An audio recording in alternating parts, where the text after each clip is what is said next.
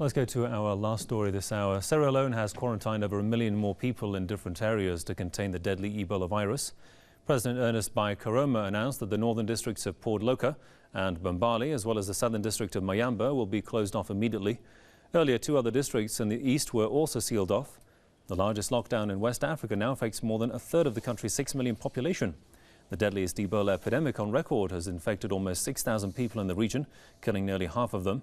In Sierra Leone, the epidemic has claimed nearly 600 lives.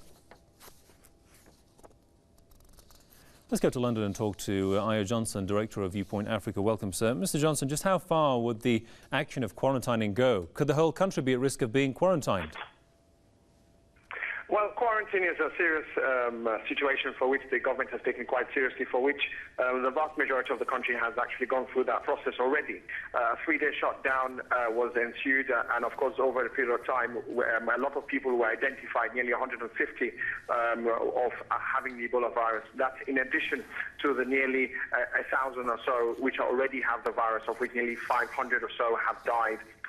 So yes, the government is taking it quite seriously, and the people themselves are very aware of what the seriousness of the situation is. And how much are neighbouring countries and of course Western countries helping to contain the virus? Well, for many countries, you must understand these countries are very poor. Sierra Leone, Liberia, Guinea, one of the very poorest in the world, and their weak infrastructure is exposed to its total frailty at a time when this Ebola virus is at its worst.